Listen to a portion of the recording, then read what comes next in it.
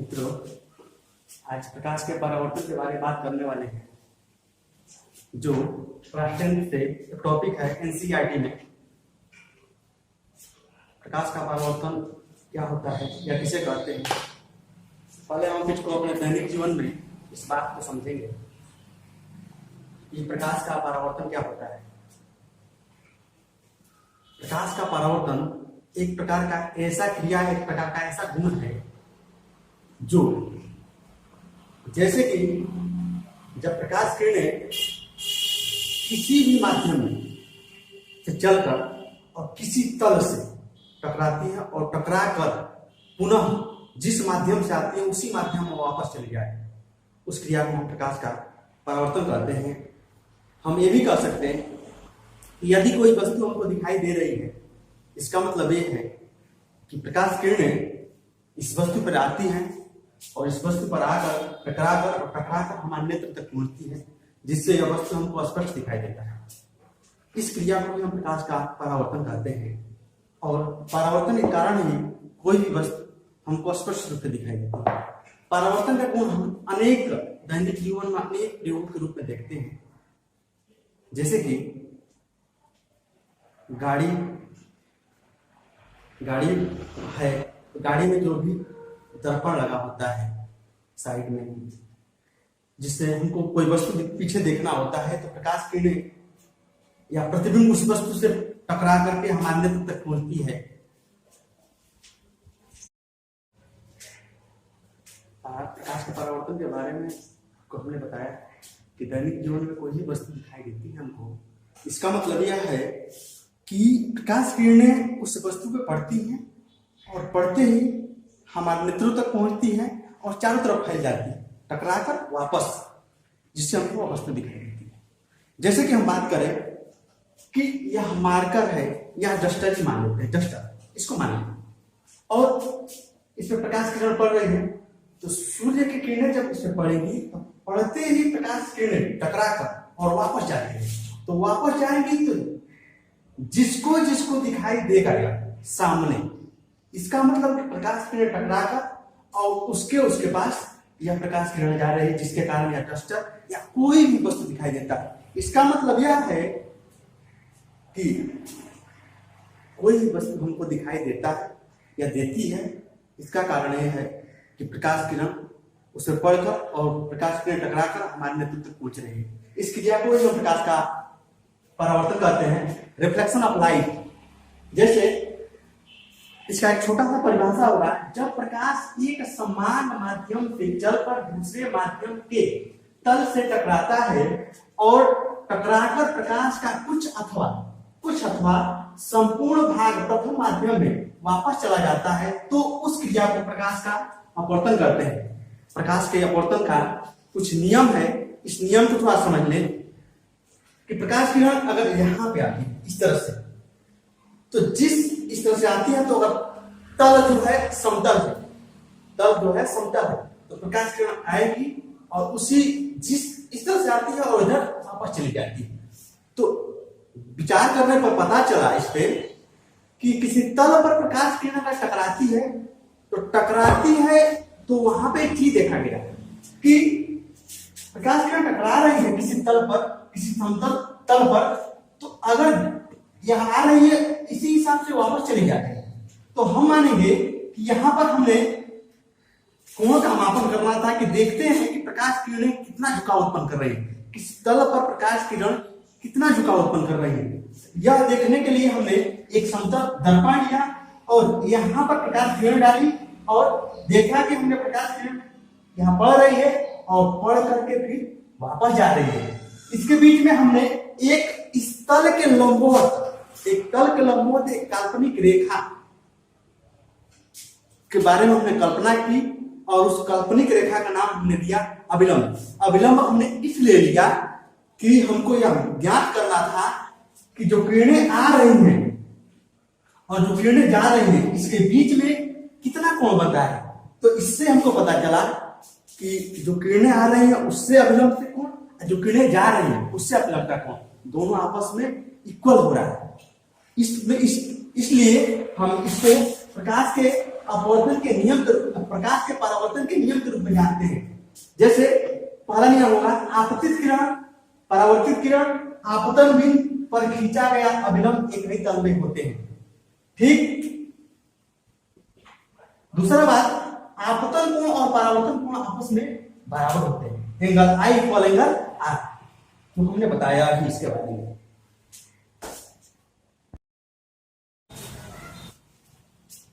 अभी हमने बात करी प्रकाश का परावर्तन के बारे में, और परावर्तन का कुछ अनुप्रयोग होता है। जैसे प्रकाश किरणें टकरा कर वापस जाती हैं, तो इसका हम अनुप्रयोग, इसका प्रिंसिपल के रूप में हम कुछ बातों को जानेंगे।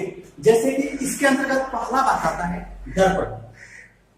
दर्पण एक प्रकार का ऐसा वस्तु है जो प्रकाश के परावर्तन के नियम को अच्छी तरह समझाता है। सबसे अच्छी तरह समझाना हो तो दर्पण को हमको समझना पड़ेगा। दर्पण क्या होता है? तो दर्पण आप जानते ही हैं कि हमारे दैनिक जीवन में दर्पण में हम अपना चेहरा देखते हैं, जिसमें एक भाग पेंट होता है, दूसरा भाग परावर्तक होता है। तो हम कहेंगे कि कांच का एक ऐसा भाग जिसका एक तल समतल हो और दूसरा तल पेंटेड हो, दूसरा तल कलर किया हो, जिसमें प्रकाश किरणें आर पार नहीं जा रही हो, उसे हम समतल दर्पण कहते हैं। ठीक है। अगली बात है, हम गोलीय दर्पण के बारे में बात करेंगे। गोलीय दर्पण क्या? गोलीय दर्पण, मेरी बात को सुनिएगा और परिभाषा के तौर पर आप लोग अपने मन से लिखिएगा। मैं बोल रहा हूं कि खोखले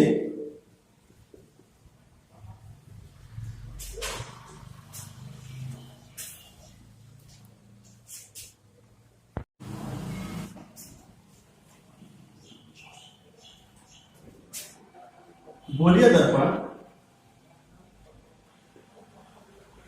खोखले गोले का वह भाग होता है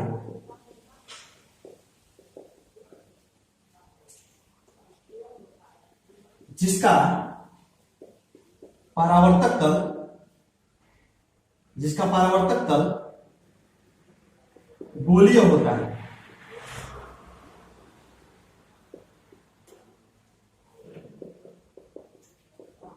ठीक है। गोलीय दर्पण खोखले गोले का वह भाग होता है जिसका परावर्तक तल गोलीय होता है। ठीक। अब इसमें थोड़ा सा बात समझना है। गोलीय दर्पण दो प्रकार का होता है, यह दो प्रकार का होता है, दो प्रकार का होता है। पहला अवतल दर्पण, दूसरा होता है उत्तल दर्पण।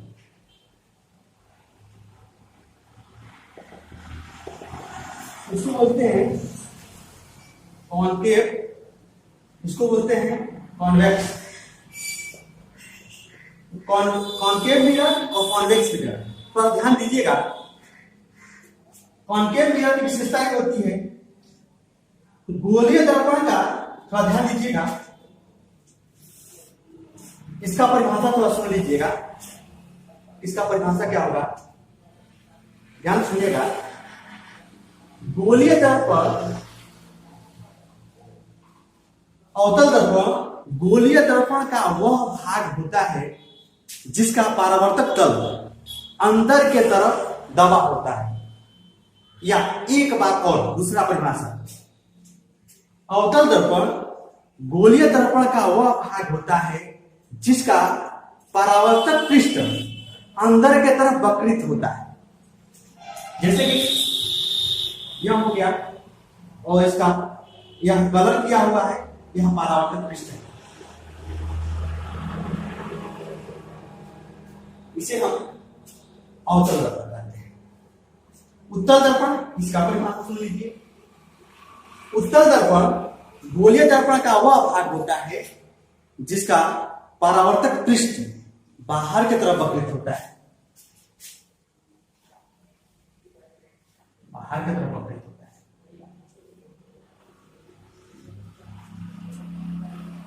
तो ये आपका अवतल हो जाएगा, यह आपका उत्तल हो जाएगा।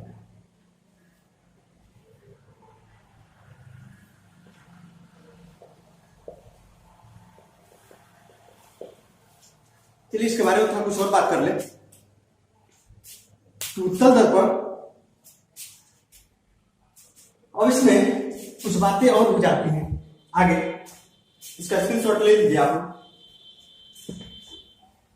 इसमें कुछ और बात करें आगे। दर्पण संबंधित कुछ परिभाषाएं हैं, उसको थोड़ा देख लेते हैं। दर्पण से संबंधित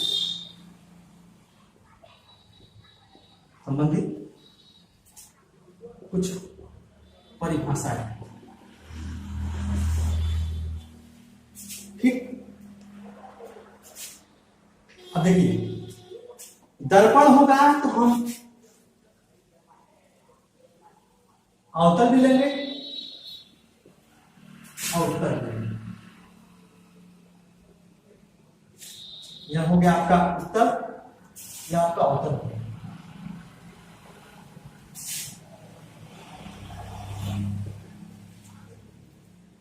उत्तल दर्पण लेते हैं, अवतल दर्पण। हाँ, मेरी बात को समझने का प्रयास करिएगा। जो भी परिभाषा होता है दर्पण संबंधित, जो भी परिभाषा होता है दोनों के लिए होगा। पहली बात होगी ध्रुव क्या है, इसको इंग्लिश में बोलते हैं पोल। देखिए, सबसे पहले तो इन दोनों दर्पणों में देख लीजिए, अवतल दर्पण हुआ या उत्तल दर्पण हुआ, दोनों में हमको एक चीज देखना है कि दोनों में जो प्रकाश की स्थिति हमने ली है वह बाईं तरफ ली है। प्रकाश की स्थिति बाईं तरफ ली है, देखने से पता चल रहा है। इसमें पहला टॉपिक है ध्रुव क्या होता है। तो टॉपिक है गोलीय दर्पण के परावर्तक पृष्ठ के मध्य बिंदु। गोलीय दर्पण के परावर्तक पृष्ठ के मध्य बिंदु को ध्रुव कहते हैं। ध्रुव कहते हैं, ध्यान दीजिएगा। इसकी विशेषता है, किसी भी दर्पण में प्रकाश किरण, बहुत सारी किरणें आती है। एक किरण ऐसी होती है कि जो आती है सीधे और सीधे वापस चली जाएगी, सीधे आएगी या सीधे वापस चली जाएगी, उसी को ध्रुव बोलते हैं। और जहां भी किरण टकराती है उस बिंदु को ध्रुव बोलते हैं, और यहां उसको हम पी से डिनोट करते हैं। दोनों बिंदु की वही होगी, पी से डिनोट करते हैं। बात समझ में आई? दूसरी बात होगा, दूसरा डिफिनेशन होगा वक्रता केंद्र।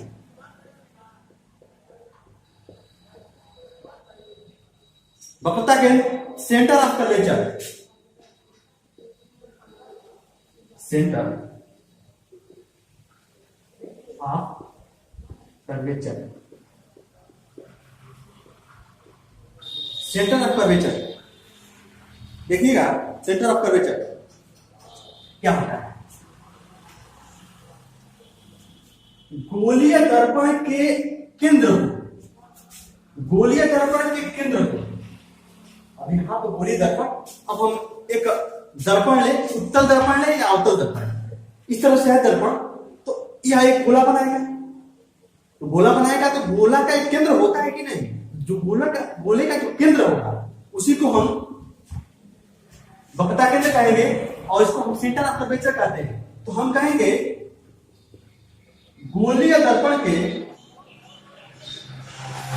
केंद्र को वक्रता केंद्र कहते हैं।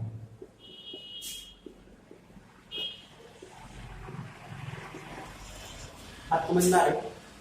तो इसका मान लीजिए सब कुछ इसको मानेंगे तो इसका केंद्र अगर सी है, हम इसको सी से डिनोट करते हैं। इसमें भी आपका केंद्र होगा, तो यहां हम मानेंगे तो इसका केंद्र सी है।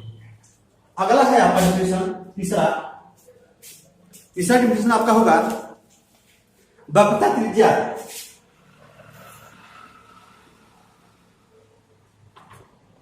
Radius of curvature. Radius of curvature क्या होगा, इसको मैं थोड़ा समझाऊंगा।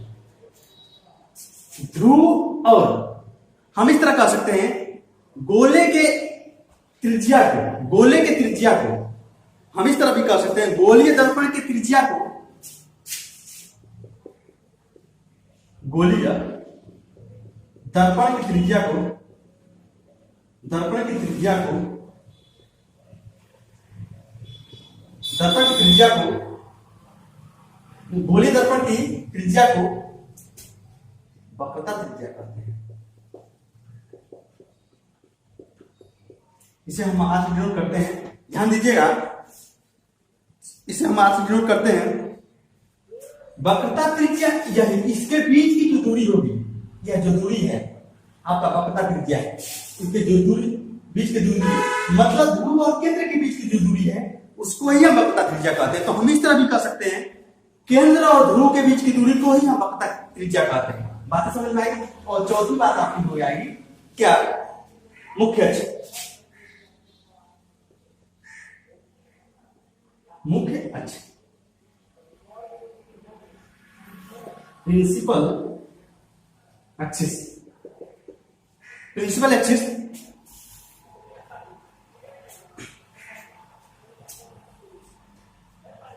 हमें कह सकते हैं दर्पण के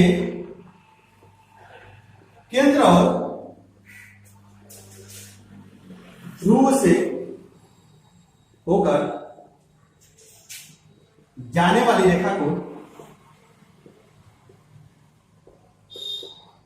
मुख्य अक्ष कहते हैं।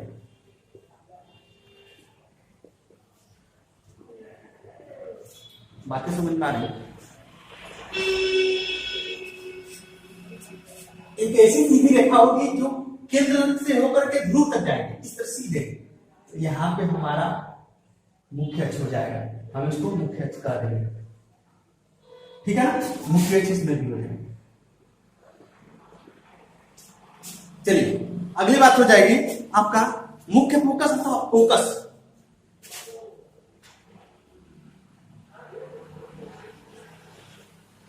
मुख्य फोकस अथवा फोकस, इस बात को थोड़ा समझिएगा। प्रिंसिपल फोकस, प्रिंसिपल फोकस और फोकस, इस बात को थोड़ा समझिएगा कि प्रिंसिपल फोकस क्या होता है।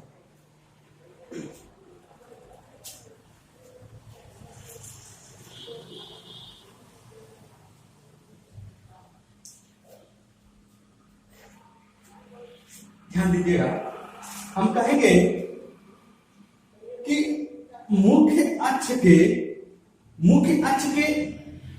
समांतर, मुख्य अक्ष के समांतर आने वाली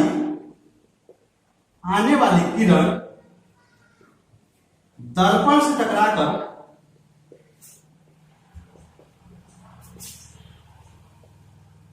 जिस बिंदु पर मुख्य अक्ष के जिस बिंदु पर अपसरित होती हैं, अपसरित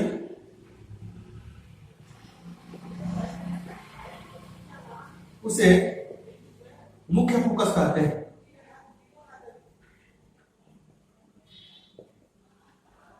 बातें समझ में आई। जैसे इसके पैरेलल कोई किरण आए और टकराकर जिस बिंदु पर अपसरित हो रही है, यहां पर टकराएं और जिस बिंदु पर अपसरित हो रही है उसको ही हम क्या बोलते हैं, मुख्य फोकस बोलते हैं, उसे हम मुख्य फोकस कहते हैं। और इसे ही सामान्यतः तो एक बार और समझा देते हैं कि मुख्य फोकस क्या होता है। मुख्य अक्ष के समांतर आने वाली किरण दर्पण से टकराकर और मुख्य अक्ष के जिस बिंदु पर अपसरित होती है, जिस बिंदु पर अपसरित होती हैं, उस बिंदु को हम मुख्य फोकस कहते हैं, और सामान्यतः मुख्य फोकस को फोकस के नाम से जानते हैं।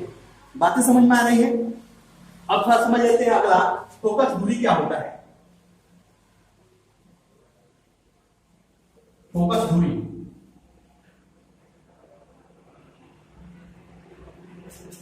फोकस दूरी, फोकस फोकल है,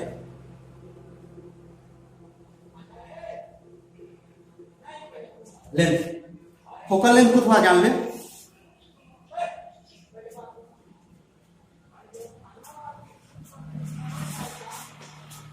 गोलीय दर्पण, तो फोकस दूरी क्या होगा, ध्यान दीजिएगा।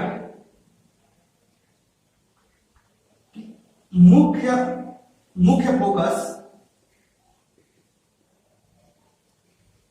तथा ध्रुव के बीच की दूरी को फोकस दूरी कहते हैं।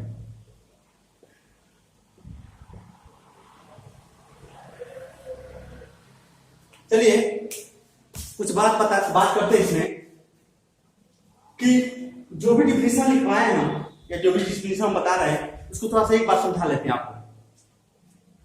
पहले तो हम अवतल दर्पण देख रहे हैं और उत्तल दर्पण देख रहे हैं। इससे संबंधित कुछ बातें कि ध्रुव पूछेगा कि दर्पण का ध्रुव क्या होता है, पोल्स क्या होता है।